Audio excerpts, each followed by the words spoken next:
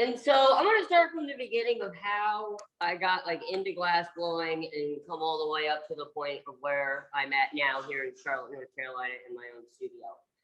So when I was growing up, my parents, they're doctors. They took us to Bermuda for my dad's business trip. And I was about 12 or 13 years old at the time. And we were down at the Royal Navy dockyards there. And we were out just doing touristy things and whatnot. And we walked past a place called the Royal Navy Dockyard Glass. And I was like, wow, it's really hot in there, Dad. Like, what are they doing? And he's just like, they're glass makers, they're glass blowers. And I was like, I have no idea what that is. And so we walked in and I saw these men just take this molten material and they could like literally like turn it into anything that they wanted at the time. And I was just like, is this real or is this like fantasy? Because that was like the coolest thing I'd ever seen. And then I looked around their store and I was like, they made all of this stuff. And I was just blown away, literally just like, I was shocked. And my parents were like, we're gonna go do other things. And I was like, that's cool, you can leave me here. I'm just gonna like watch these guys do this. And I ended up sitting there for like probably like anywhere between 3 and 4 hours, just asking them every question under the sun, you know. And then eventually we left there and went back to New Jersey where we lived at the time. And I started working, my dad helped me find a place and I started just like apprenticing for a guy named Robert Custer over in Belmead, New Jersey, in Hillsborough. And he had a shop called Belmead Hot Glass. And I worked for him throughout the summers and on the weekends. And he would start to teach me a little bit about blowing glass. But I did a little bit of everything for him, as well as like learning about the business and the cold working and what goes into it, not just the hot stuff. So I learned a lot from Bob and a good sense of work ethic too. And so I was there with him for about 4 years throughout the rest of high school. And then I ended up going to Rochester Institute of Technology in upstate New York, where I got my Bachelor's of Fine Arts from the School of American Crafts, which is part of the CIS College of Imaging Arts and Science program.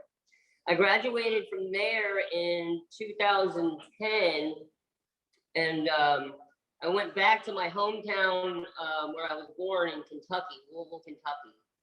And I worked for a number of different artists there and at a big studio there called Play Run Studios, owned by Brooke Forrest White Jr. And he still has a big shop there now and stuff. And I worked with him for about 2 years.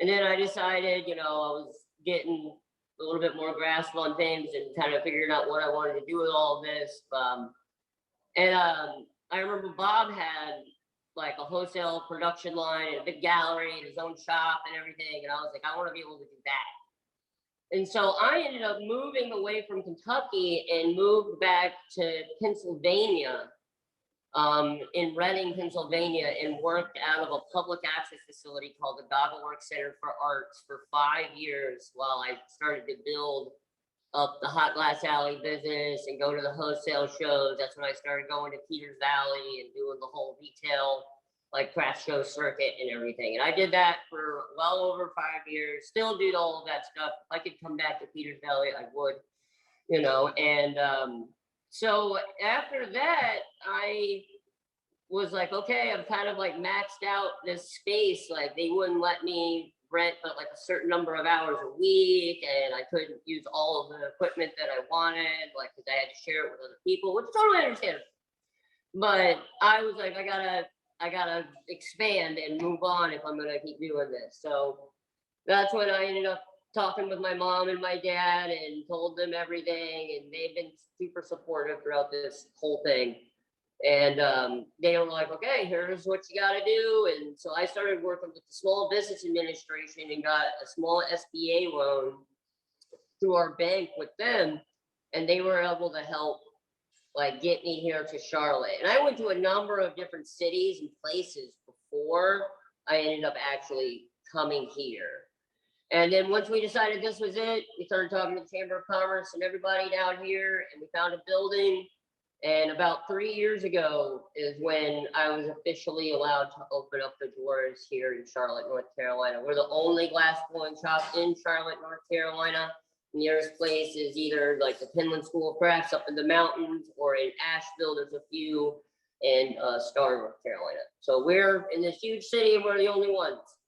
And so that's kind of how my glass blowing career like evolved over the years. And I've been doing this for about 17 years. I'm 33. And ever since that day in Bermuda, when I first saw it, it was downhill. This is all I've ever wanted to do. So that's my story and my background. Do you guys have any questions so far? And if not, I'm going to show you around the gallery a little bit and talk about some of the work and stuff. I'll let you know if there's questions. They haven't come in yet, but Okay. so everybody knows Jake, I'll just quickly say we've got a collection of Jake's work that is available for sale through the Peters Valley Gallery, and we'll put the link in the chat. And for joining us today, you do get a special coupon for 10% off any of your online orders of Jake's work or anything else. So hopefully you'll shop. And I know Jake's pieces, he's kind of making them to order, so it might take a couple weeks to get them. But his work's great. We have to get some more in the gallery, but it always did really well when we've had it at Peters Valley. So show us your gallery, Cool. Jake. So we're gonna do like a little panorama of the like gallery here. You can kind of show them everything, Lauren. And this is all our big gallery space. So this used to be like all office buildings. We knocked down a bunch of walls. Wow. And then my mom and myself pretty much put the idea of what it would look like together. And so I'll start one room. This is like my little montage to Bermuda where I first saw glass blowing when I was younger. I have that here in my gallery. And then I have my big window displays. I also represent a number of other artists from all over the country. I have people that I've grown up with. I have artists that are local. So this is Thorin Zimba. He's one of the artists over in Star, North Carolina. So his work, I've known him for years. And then we have wholesalers and all sorts of people. We also have like a little bit of ceramic and wood pieces as well. So we got a little bit of everything in here, not just glass. About 90% glass, but we have other things as well. And what so a beautiful another one space. of our artists here is Nick Emmerich. He does these pieces where he'll make like an encoma, a grawl, and then he'll sandblast through them. He'll even get really elaborate and put big eagles and birds and a lot of nature scenes all over his work. And then we have another artist named Ethan Nonomora. He's from Arizona. He actually moved all the way out here to join our team. And so he has been blowing glass for about 5 years, and I've just known him. Nick, I've known for about 13 or 14 years. He's been blowing glass for about almost as long as I have. And then we have some of our new pendant lights. We started doing stuff for the city of Charlotte. So we started sandblasting the Charlotte skyline, all of our pendant lights and things like that. And then like my traditional work is usually the things like this, where it's the big Radicello, a lot of the cane work. That's what I had at Peters Valley and I do a lot of. And this is the stuff that probably means the most to me as an artist, because it's something that shows a lot of trial and error and perseverance. And, you know, glass, just like any craft, it can be very unforgiving. And to be able to do it and to say that I can do it well is something that I've always strived for. And it's just like, okay, cool, I can do it that good. Now let's do it again and make it better. And so that's what these pieces are all showing. A lot of the technique in here, this is called the Rattacello. This means fishnet in Italian. So it's literally crisscross pieces of glass. And then if I do it correctly, I'll trap in little bubbles all over it. And I got a lot of those. That's probably my favorite pattern that I make here at my shop and that I've done for a long time. I learned it back in school in like 2006, and I've been doing it ever since then. And then another one of my techniques that I really like to do is the encoma bowls. So I can take bands of different colors and I can separate them. So just like these plates here on the wall, you can see then it's one band of color, another band of color. And so you make these individual colored bands and then you stack them all together while it's hot. Then you can finally manipulate the piece. So I do a lot of things where it's a lot of prep work and a lot of setting up just the pattern before I can even actually make anything with it. And so that's also one of the reasons I like it so much and like blowing glass and this style of work is that it has that technical challenge. It's like you spent all this time, all this preparation, it's kind of mathematical almost, and then you get one shot, one try to like really get it right and make it look as best you can. And so that's what I've always been attracted to glass for. And so we have a bunch of our other little things you can see over here. This is our big wallflower installation.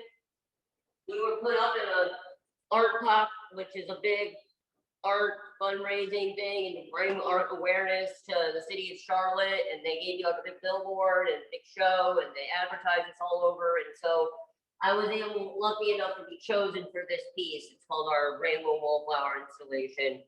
And it's been here about 2 years now.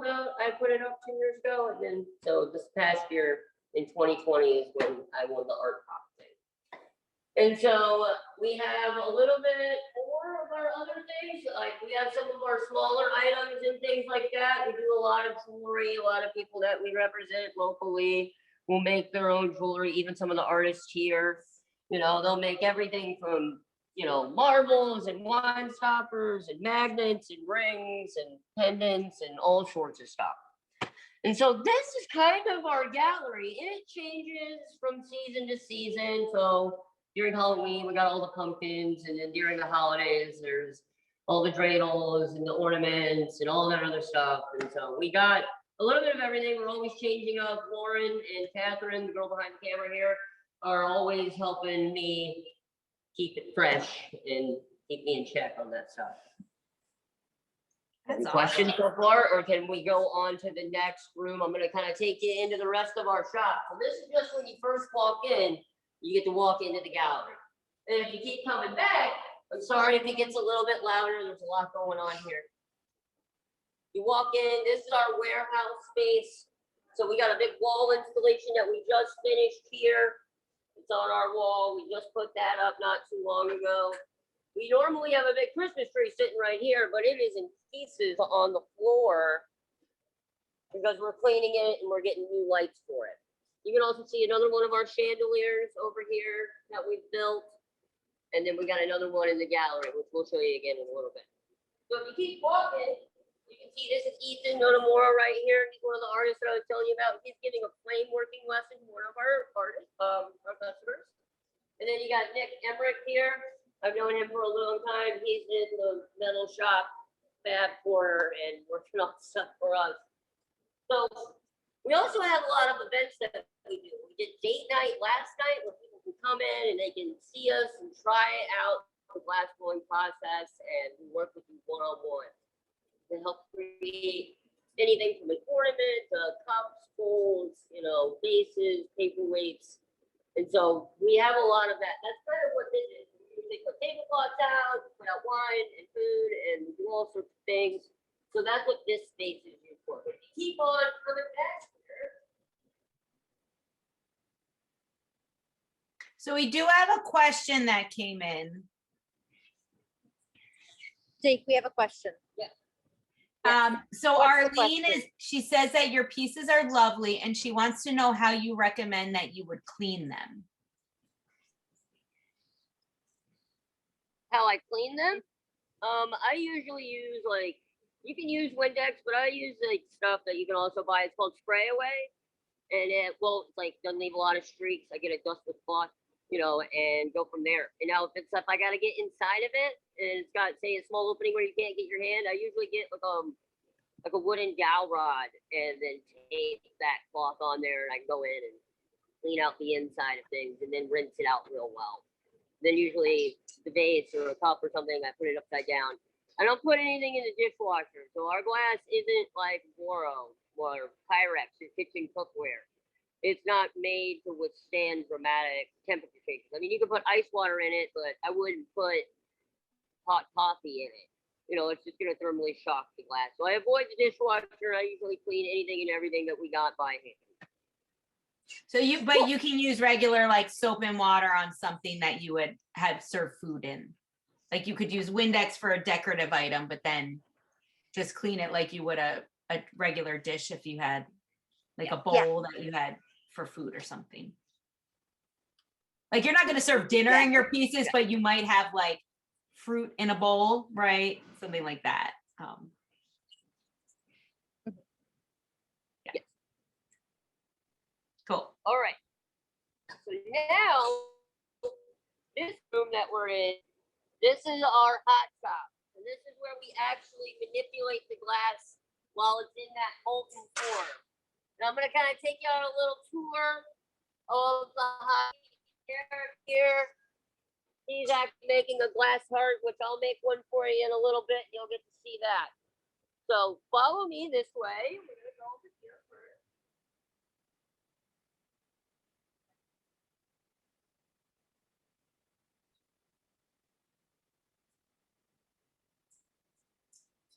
So this is the glass furnace.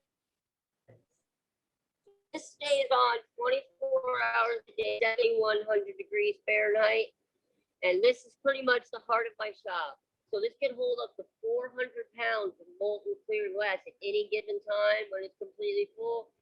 And I never turn this thing off. It's always on. So I'm going to open it up and I'm going to show you what it looks like on the inside. I know it's kind of see, but it's bright orange. And the glass is a bit lower in there. And then there's a bunch of big electrical elements that you can't see as well. But they're in there. And that's what's actually keeping it all hot. Lauren's probably getting fried. You saw the furnace up close there. There's another one, but it's actually like a big ceramic pot that's sitting inside there. And that's what's keeping all of that glass in it. It's like a giant bowl of really hot soup. And the glass is kind of like the consistency of honey. And so once we get it up there, with the big reheating chamber, it's called Gloriole, there's no glass in there. It's just what we're manipulating. It's just there to keep that glass hot and keep it in that molten state until we get to the final product. In what Eric's case would be a heart today. Once it gets all done and we finish making it, it'll go into these ovens that you see along the backside of the wall here.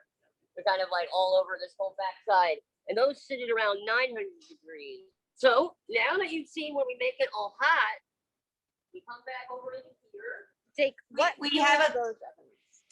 So the furnace is run with electric, and then the other ones they have electrical components, but it's natural gas and forced air. And so that's what the main thing is. All the ovens, they're electric, all the kilns and everything are electric. So it's a mixture, but mostly electric, I would say. And then we need the gas for certain gas-rich environments, which does certain things to the properties of the glass that we're looking for. So in the cold drop, that's where we polish all of the glass and make everything nice and smooth. Hopefully it stays there. So you can see there's like the candle holders that I've had at Peters Valley before. This is what they look like before I cut the bottoms off of them. And so this is right out of the furnace, right out of the annealer. And then I bring it in here. And then this is where we'll end up finishing and polishing everything. Make it not sharp, make it all nice and pretty again, and sit nice and level and flat. And so once it's done in this room, we would go into another room here. And this is our packing and shipping room. So this is where we kind of store everything and keep everything. Maybe stand up. So you can kind of get a view of like, we got all of our products and the things and orders on the tables and on shelves. And, you know, here's where we store all of our pumpkins when they're not out for the holidays and things like that. So we kind of just made like a big loop. And then I'm going to show you one last other room.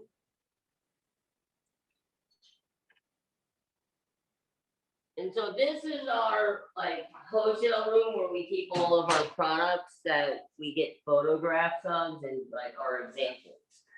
And so Lauren and Catherine are the ones that help me take pictures and do all of our photography work and manage that, help me with the website and all that stuff. I'm not a good computer person. I'm gonna tell you, I am so jealous. Lakota can attest to this, of that space, because we try to find this little area in the gallery where we can put our photo tents to photograph it. Yeah, that's awesome.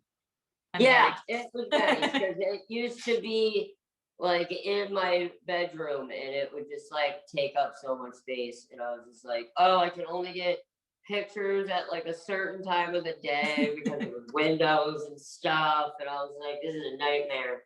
And so when I got here, I was like, this room is gonna be this, like, and nothing else ever. And so, yeah, this is the photo room area. And then back here, there's another little room. This is kind of where we do like fusing projects and workshops, or if like we're doing like, this is a big repair job that we just did for somebody, wait for her to come pick it up. But we'll do like, instead of the make your owns where people are out in the hot shop working with hot glass and things, you know, we require a minimum age of 9. But if other little people want to come enjoy and hang out, we have like sun tiles and all these other little activities that we offer for the younger crowd or people that just don't want to get involved with old fire. You know, so that's some of the things. And, you know, here's one of our new wood pieces, actually. I was telling you, we have a couple of different artists. Is that Phil Roberts? Yeah. Mm-hmm. He's from South Jersey. Yeah, he's great. Like him and me became pretty good friends at the Wholesale show, and I buy his work from him that way, and we put it here in the gallery. So he's cool. I like him a lot. Cool.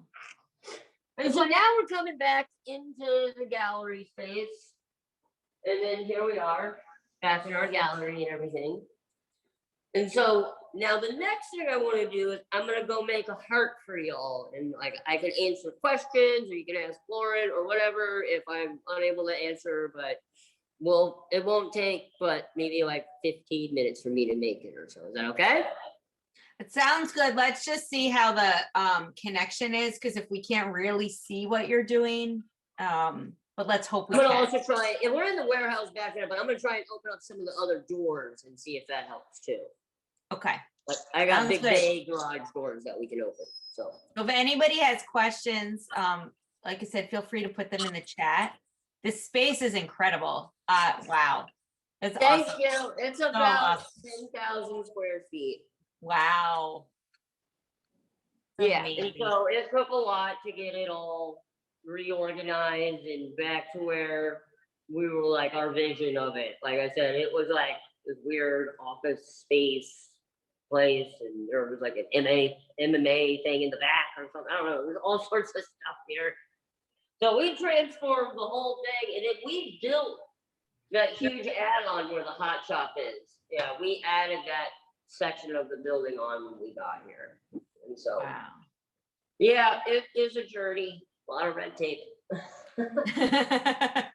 Here's Nick hanging out. Hey, Nick. Just All right, keep us, we're gonna go back to the hot shop, but I'm gonna try and open up all those doors. So just give me a second. keep us updated if you can see us and hear us, and just let us know about our connection. Yeah, so far it seems probably a little bit better. Good. with It the was probably our Wi-Fi. Wi-Fi. Yeah. Yeah, it's hard. It's hard. It's such a big space, but I love that he's doing so much, you know, and bringing, I had watched, and I'll tell, so, well, is he ready? If we have a couple minutes, I just finished the second season of Blown Away. And if anybody's yes. interested in learning more about like what kind of, even when he was talking about some of those different techniques like Radicello and stuff, they kind of show you that a little bit. It's a really cool show. I learned so much more about glass blowing from watching that show, and it's on Netflix.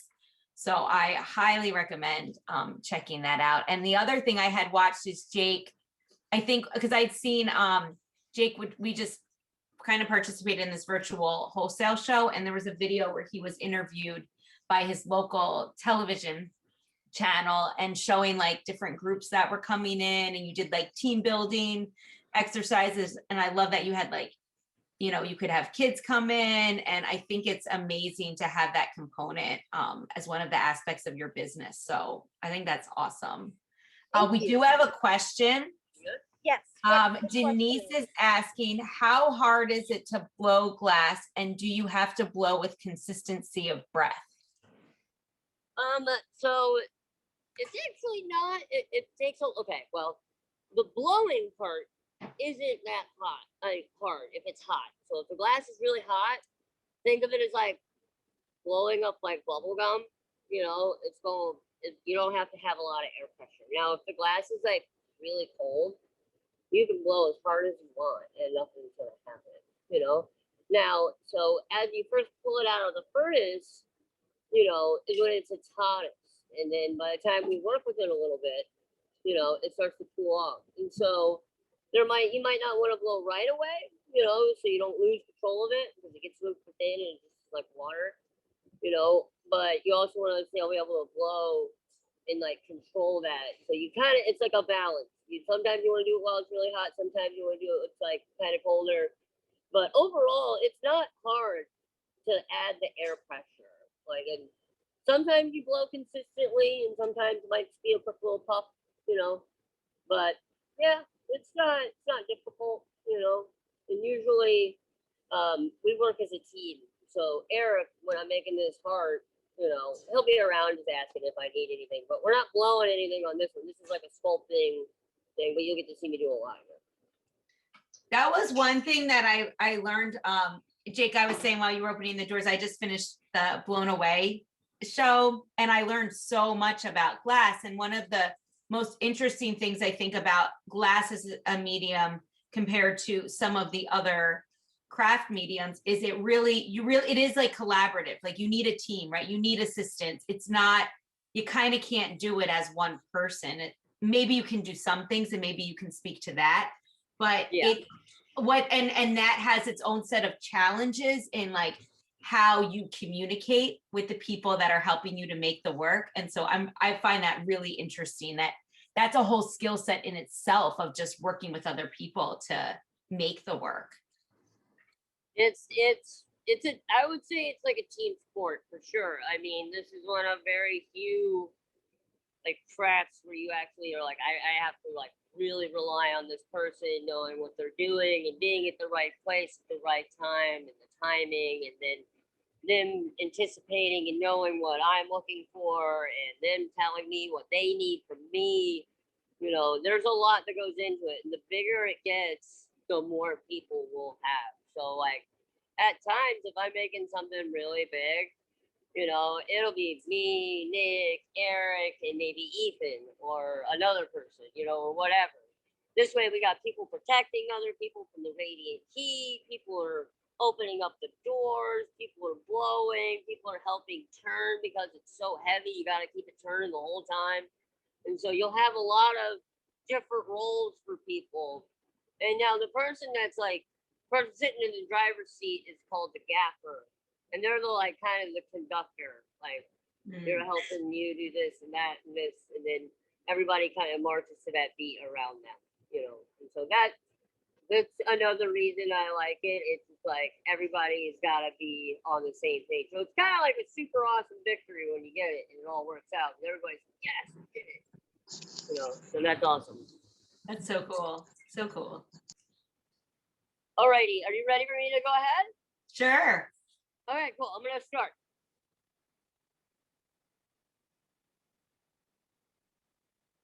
So I think he said he's making a heart paperweight. Grab one of our steel pipes here, and so I'm gonna get the glass on this end here and put it back in.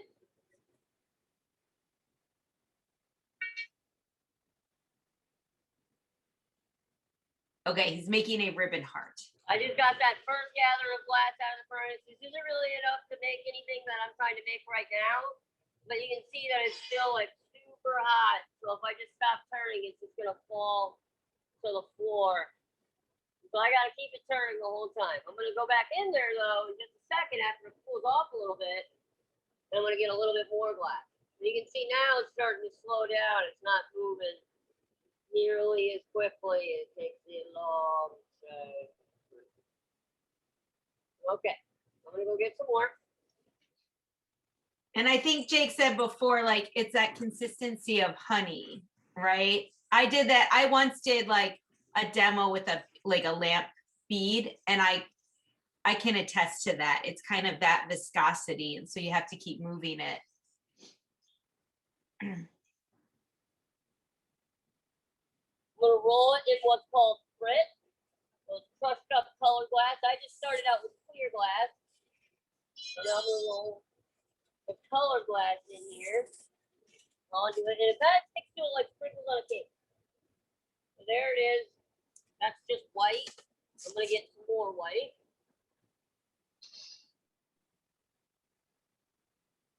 So I'm melting all those colors in, and you can see. I hope. I don't know if I can. Now, well, you'll see in just a second. I'll pull it out, and it'll be nice and smooth, and all those colored pieces will melt into the surface of the clear glass. See, now it's a lot smoother looking. We'll get another layer of that white.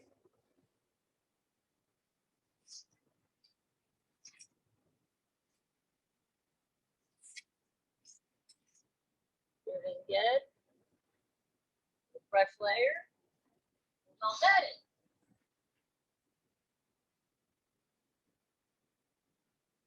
Always turning it. I never stop turning. Very, very rare. Then I'll stop turning. Maybe to do one thing or another, but most of the time it's always right.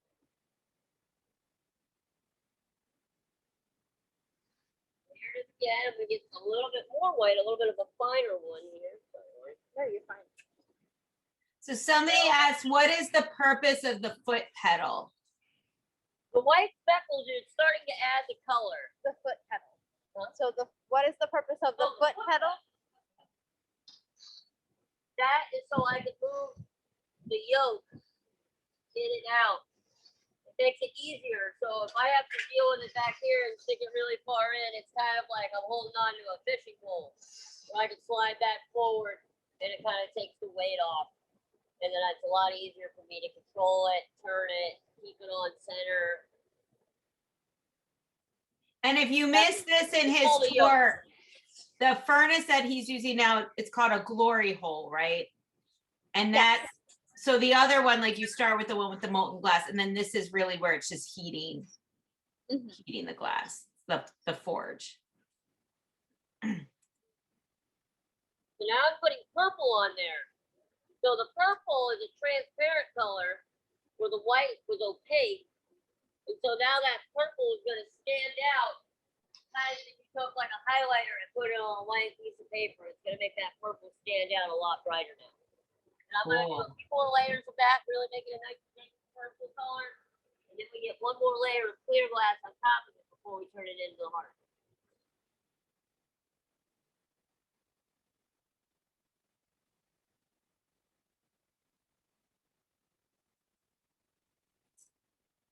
How heavy is the pole you have, the glass you are blowing?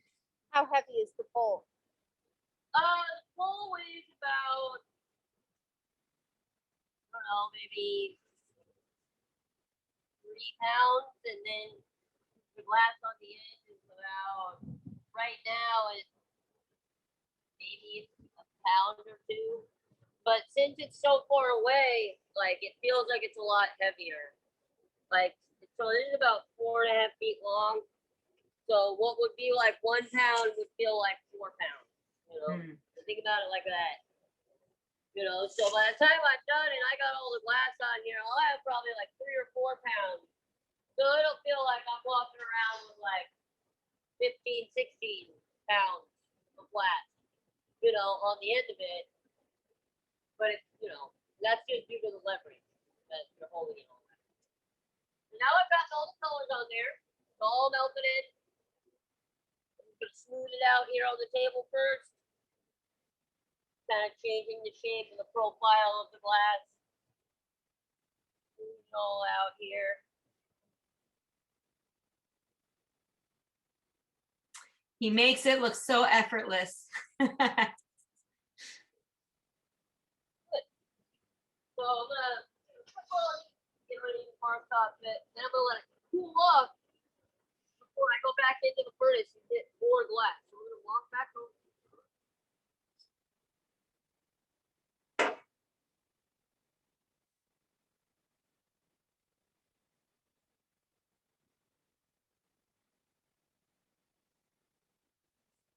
So you can still see it's pretty hot, it's still moving around a lot. I just gotta let that cool off for a second before I like do it. I want that to kind of stop moving as much. So I just gotta kind of keep it turning and just wait and be patient. A lot of waiting. Last blowing things, waiting for things to get hot, waiting for things to get cold. You know, it depends. It's always waiting though. Wait to see what it looks like when it comes out of the oven, you know. Okay. Now, block holder, we're gonna get that next layer here. We go back in, it's gonna look a lot bigger this time.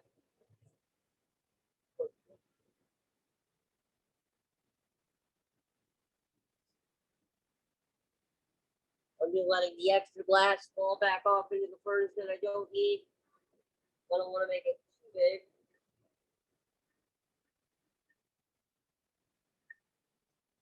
There it is. There's the molten glass. That's our clear. All of those pretty colors that we just put in. I'm gonna come to this other table here. Doesn't have any of the colors on it. Keep it a little bit cleaner.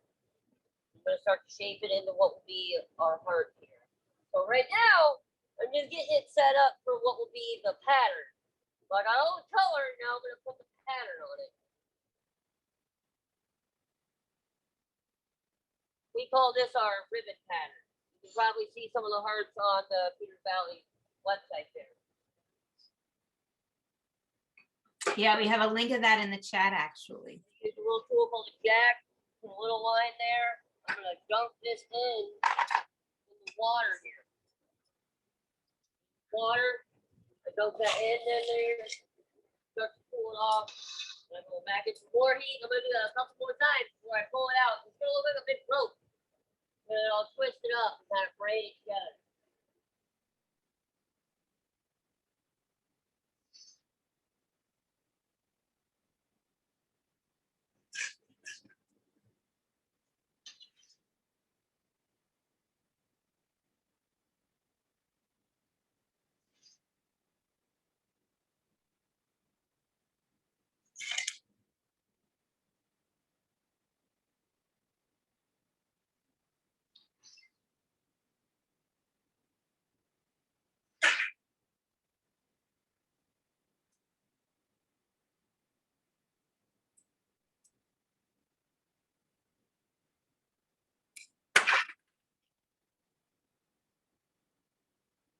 Wow.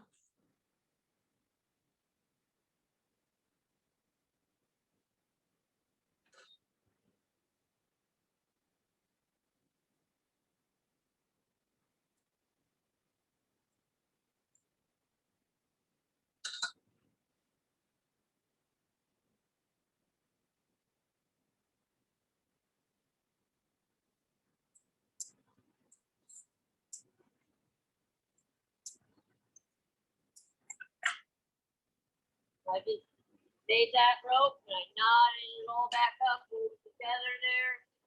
Now I'm gonna get the whole thing out again. Start Awesome. making it into a much more uniform shape before I turn it into a heart.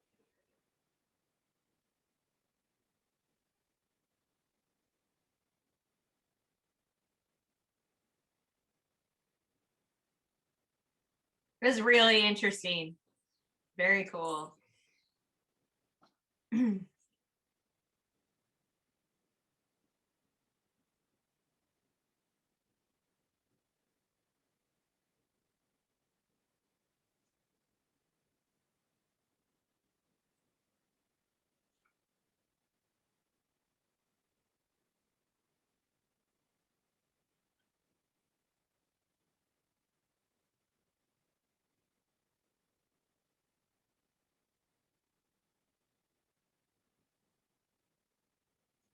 Start to push it into a more uniform shape than what it was just a second ago.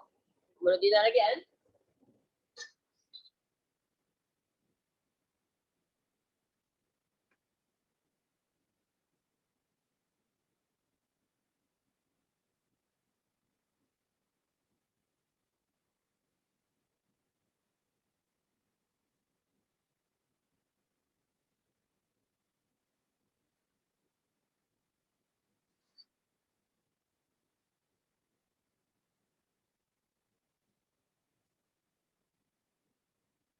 putting it out on the marble table. That table is called.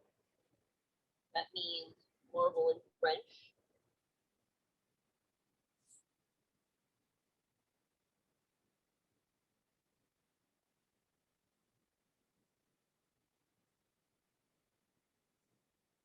Pretty much smoothed out almost. I'm gonna do it one more time over here. Then. Jake, how many of these hearts do you think that you've made throughout your career? Oh, I don't know. A lot.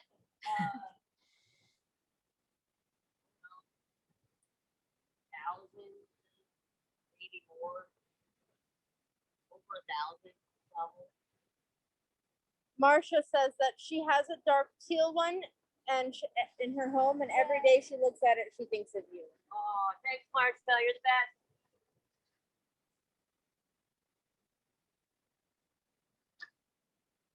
I'm gonna use a wooden tool called a block.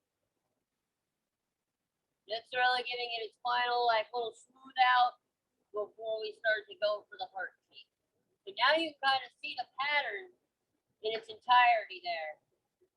Really pretty looking. It's like this woven ribbon looking pattern when we're all done with it. There's a lot of depth to the piece.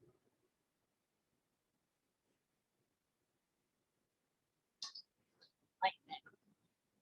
And so when you can see, We're gonna use that wet slab of newspaper right there. Literally just a soaked piece of newspaper. Hold it up. It's like the closest thing I got to being able to actually touch it with my hand.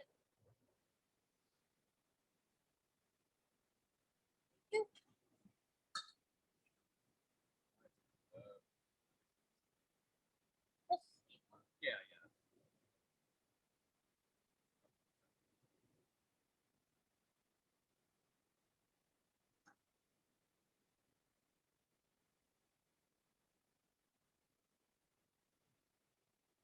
so what I You know, was I gonna, turned oh, it into okay, like never from that ball shape into more of like a disc shape. So you can see, and this will be like the front face of the heart when I'm all done. So now I'm gonna put the moves in it to make it go from this circle shape to a heart shape.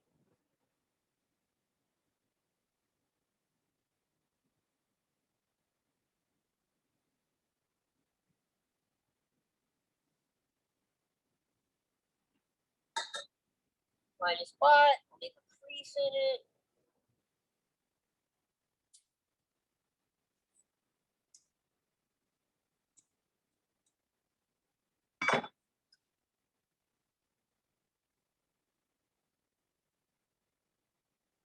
All right, you're good.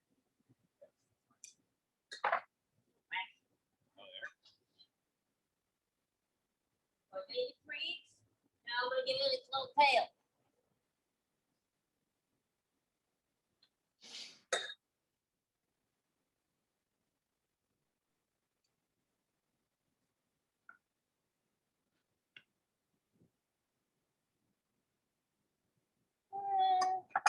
Looks like a heart to me. Yep. So now I got one more magic trick. I gotta get it off of here.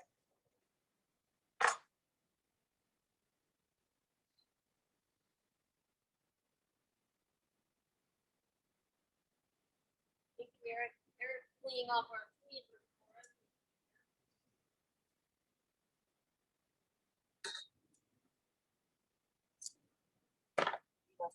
We even make it the graph one smaller. Oh, yeah.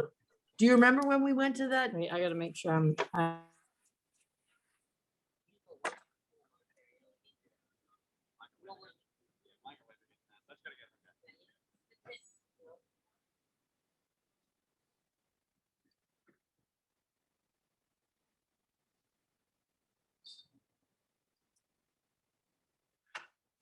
it, let it sink back in.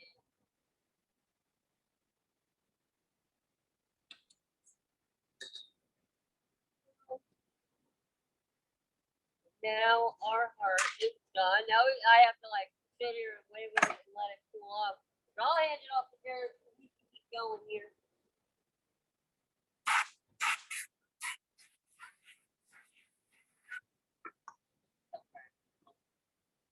Cool. So that's our heart. Let's see it one more time here.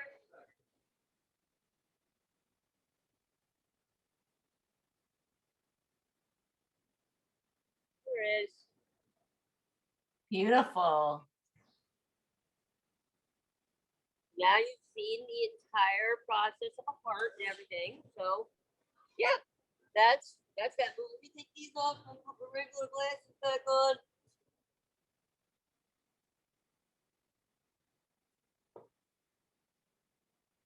And so this is where I pretty much come and hang out every day. And this is what I do. I always like, here's our board of all of our orders and everything that we gotta work on. This, you know, the girls keep this up for me, and that keeps me kind of telling me what I need to be working on right away.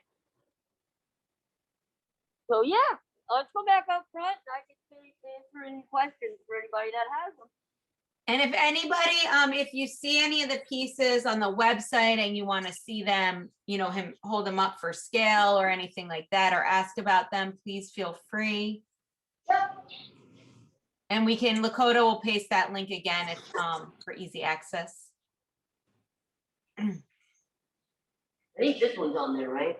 I think so, yes. Yeah, so Yeah. here's one of them that I think is on the website there. This guy, he's part of one of my newer series. It's all done with the cane as well. It's patchwork. Here's another one. And so they're pretty big, you know. If I get next to it, they're pretty tall, you know. And then here are what the ribbon hearts look like, all finished. So that's like a teal and purple one together. Here would be like one of the apricot ones. How much raw glass do we go through in a week? I have almost 400 pounds, depending on the week. You know, maybe a little less than that. You know, depends on what we got going on though, but on average about 400 pounds. And I would say a hot glass shop is very expensive to run, right? You need a lot of equipment. Yeah. You use like so much fuel and so much material, and I mean, it's incredible. Yeah, and we can recycle the clear glass that we don't like, you know, what I'm cutting off or what, you know, I don't need. I can throw that back into the furnace and use it again.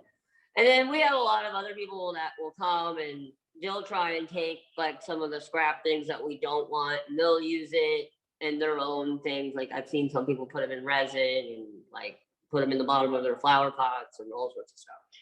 What is the largest piece you have ever done? I don't know. It's pretty big. Like, I mean, now tall wise, probably like 2.5 feet tall is like maybe the biggest one I've made, you know, 2 feet, you know, right around there. And now like wise, like about 3 feet wide, 3.5 feet, Wow. like really big. I don't usually make things that big. It's not my cup of tea, you know. There's like I can move a lot of glass, but I'm not like the biggest guy in the world. And so there are other guys that make things that are monster. And I'm like, you guys have at it, you know. So but yeah, I can make pretty much anything I want, you know, to almost any scale if I practice long enough and have like enough people to help me, you know. I may not get it right like my first try or even my second or third or anything like that, but the more I focus in on that like kind of piece, like I can scale it up really big, you know. And then the bigger it is, the harder it gets, but you know, but it's actually easier because you have a lot more heat, you know, compared to something really small and thin like a goblet. You know, where it's like if you looked at it wrong, it's broken, you know. So yeah, it's hard when it's really small and thin, and it's hard when it's really big and heavy, you know. But so I usually make small, thinner things and go up to like medium, large. I don't go into the extra large category very often. Anybody else have questions? Please ask your questions. Now's the time. So there's a few other things that we can go over. So like, here's some of the stemware and things. We have a bunch of things like this. So the middle of the goblet, it has mica in it. So we actually found this right here in North Carolina. I cleaned it up myself. And it's actually compatible with the glass that we use. So the glass that we use also comes from right here in North Carolina. So these are pretty special to me. Anything that's got this mica in it, because it's like, I went and found all the minerals, the mica itself, cleaned it all up, and then I work with a company where I get the glass from right here in North Carolina, and then I make it right here in North Carolina. And Do so you sketch your designs out? a lot of the time, yeah, I will, depending on what we're doing, you know, or if it's for like a commission, definitely, you know. Now, certain things, you know, I might just like, maybe like one of, you know, not necessarily like any of the littler items or something like that. Now, the candle holder, like these were originally, you know, you can see kind of almost the evolution of some of them. These are like, this is a really old one. So they all started out really like kind of small and squatty, and then eventually they got bigger and bigger and more refined, and then I learned to do different things with them and stuff. And so yeah, that started out on like a cocktail napkin when I was like having dinner with my dad, you know. And then I was like, yeah, we can do that. And he's like, I think that would be great. And so yeah, it's funny how things work out. And my mom like hated them, like hated them. Like she was like, I don't like it. I don't like the way they look. The whole idea of it is she just didn't want any part of it. But then they like sold really well, and she's like, I guess I can like them now, you know. So yeah, we'll draw out certain things, you know, goblets I'll draw a lot, you know, because they can get really elaborate. It's hard to explain that to somebody when you're like in the moment, you know. It's better to have like a drawing. And a lot of times, like if they haven't done it with me before, and even though I know what I'm doing, you know, I'll still draw it out on like the floor and like give them a sketch of like, this is what we're making, this is the process, you know, so when I'm training people. What are the challenges of running your own business? You know, I mean, money is always like a thing, but you know, who's not worried about that? You know, I would say, you know, trying to make sure that everybody is happy, you know, like taking care of my employees really well, and that I'm getting my deadlines done on time, that I'm not, you know, everybody gets like a break when they need it, you know, because Lauren, you know, the girl behind the camera here, she's in school, you know, and so I work around her, but she's great, you know, like she comes in every weekend for us. So, you know, the scheduling, that was new for me, like having to manage, you know, because I was started out only having to worry about like one person. Now I have like 7 people, you know, and so that was different for me to kind of get around that, and then like adjusting to where now I don't have, like I still make, I would say like 90% of the things that come out of here that are for my wholesale or like commissions and stuff, but a lot of the time I'm doing like interviews where I gotta meet with a client, and so I can rely on Nick and Eric and Ethan and Jackson to all be back there still making things for me, even though I would like to be doing that stuff. A lot of the time people want to talk to me as a business owner, you know, and so I've had to learn how to manage and adjust my time and kind of give up, you know. It took me a while to like kind of give up that control of like, I've had my hand on every little thing that's coming out of the store, you know, and go like let go and rely on people and trust that they're gonna put as much care into it as I do. You know, that was a little tough for me. My parents were like, you just gotta do it, you know. I was like, okay. And so that was a learning experience. I'd say like my first year I was here, getting used to that. But now it's part of the game. Like I know Eric's back there working his butt off, and Nick's doing his thing, and Ethan's teaching a lesson, and I'm able to talk to you guys, you know. So that was I would say a challenge. And then, you know, going into this level of it, there was a lot more like expected. People wanted, you know, their things faster. We're getting a lot more orders. You know, we're doing you know, and then the rate of which the business picked up once people found out about us here was a lot for me to try and get used to, because I would only worry about, like I said, one person.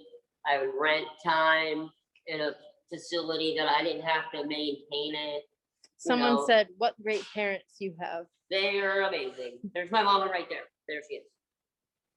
Hi. Hi, that's Brianne. And so, yeah, and my mom's been doing this whole thing since the very beginning with me. When I was like, Mom, I want to be a glass blower. And she was like, yeah, you'll tell me you want to be an astronaut tomorrow. You know, and so they have been super supportive of everything I've done and helping me get here. And, you know, she's here just hanging out today and doing her thing, you know. She just likes being a part of it. I know that they both enjoy it.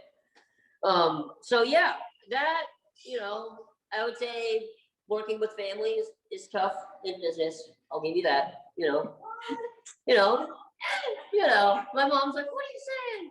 You know, but yeah, you know, there are times, you know. Someone is asking, can you use any candle that you have in our candle holders? Yep, you can.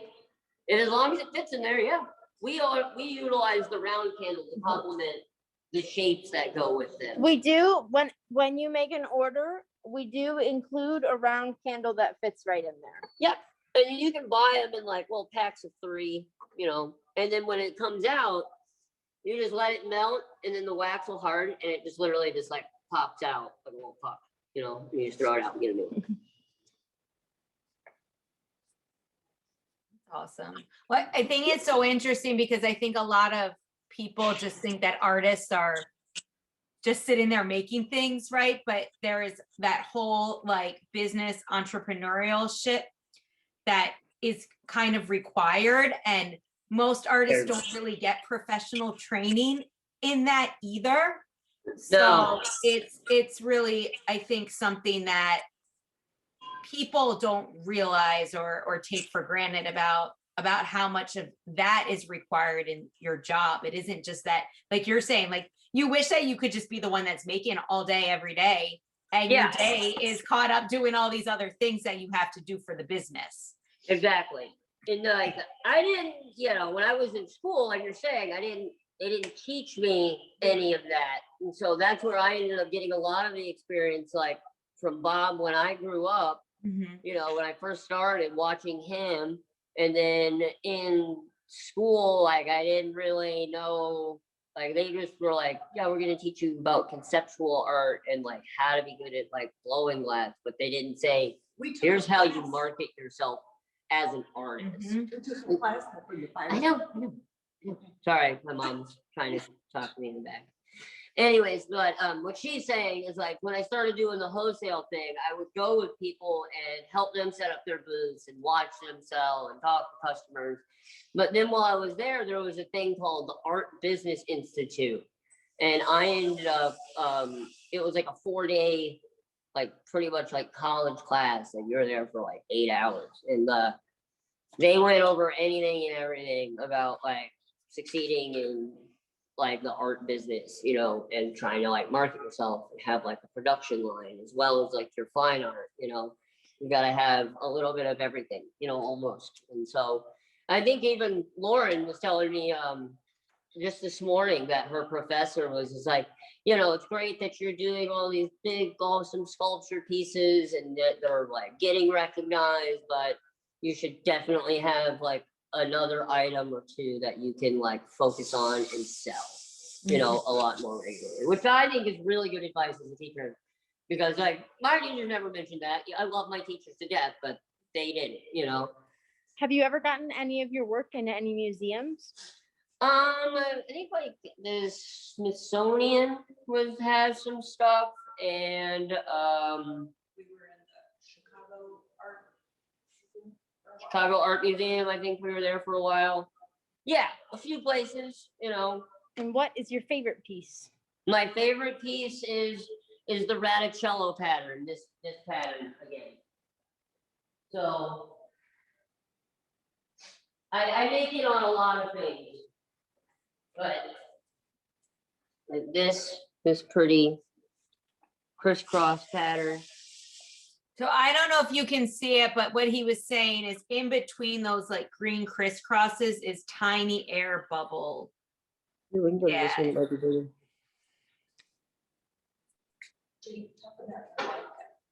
I already did. Here's another one that's red. Might be a little brighter in here, I think. Yeah, it's a little hard to just see with the connection, but can y'all see that? It's so cool. And so you were saying earlier, like with those patterns, you really spend a lot of time on the prep, right? Because Oh my you're God, making yes. those long canes, those really long tubes, and you're cutting them, and then you're positioning them before you take your clear molten glass to put it on there. And Yeah. you've gotta be pretty like focused, or if you're off a little bit, right, your whole pattern's gonna be off. Oh, yeah. I have totally kiboshed it before, you know, and miss, like when I'm going in to stuff it or something, I miss, or if I, you know, let's go somewhere else here. We are after 12. I don't know if anybody else has some questions, but we'll probably wrap up in a little bit. So sorry, Jake, continue what you were saying. Oh, no worries. And so, yeah, each one of those pieces of cane is made individually. And then, so they get, first we make it, then we got to chop it up, then we got to organize it by its diameter. And then after we do that, you know, we line them all up. I put about 40 to 50 pieces of cane, individual pieces of glass in a roll up. And then I roll that up on a pipe, twist it one way, then I do that whole process again. So it might have anywhere between 80 and 100 pieces of individual separate pieces of glass to make this Radicello crisscross pattern.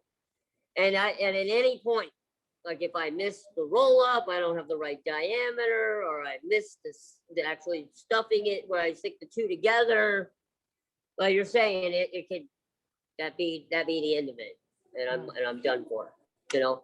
So that's like, but that's why I like it so much. So it's because you get that one shot, that one try to really do it well, and like that's pretty much what my big work is about. Is all about that challenge and persevering and like doing it to the best of your ability. And then once you did do it, go back and let's do it again, make it even better. Can you reuse glass? Yeah, if it's clear, I can reuse it. Yeah, if it's got color in it, I can't usually put that back into the furnace. I might be able to do something else with it, but not melt it down again. Only the clear glass I can melt down again.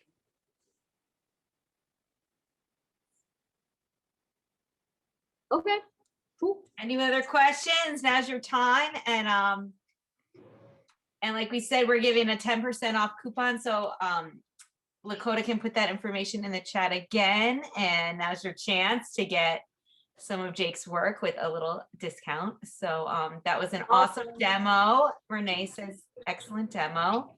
Thank you all. Thank you all for joining us. So next week, we're going to have, if I get this right, I messed it up last week. We're going to have Gina Panorfi, and she works in felting in textiles with felt, and she also works in batik. So something completely different from this. But thank you so much, Jake. That was amazing. No problem. Your space This was is fun. incredible. Thank you for letting me do it. Yeah, I loved being able to see the demo, and your space is awesome. And tell your mom I say hi, and I will. best of luck Thank you with all. everything. And we will put this up on YouTube. If you missed any of it, if you came in late, you can go over to Facebook, and it'll be on our page from Facebook Live. And then we will send you an email with the links for everything also on Monday. So thank you all for joining us, and have a great day. Thank you very much. It was nice to see you all. Thank you. Take care. Thank you so much for tuning in. We would like to thank our sponsors for making programs like this possible. If you liked this video, please hit the like button and subscribe to our channel to receive more like it in the future.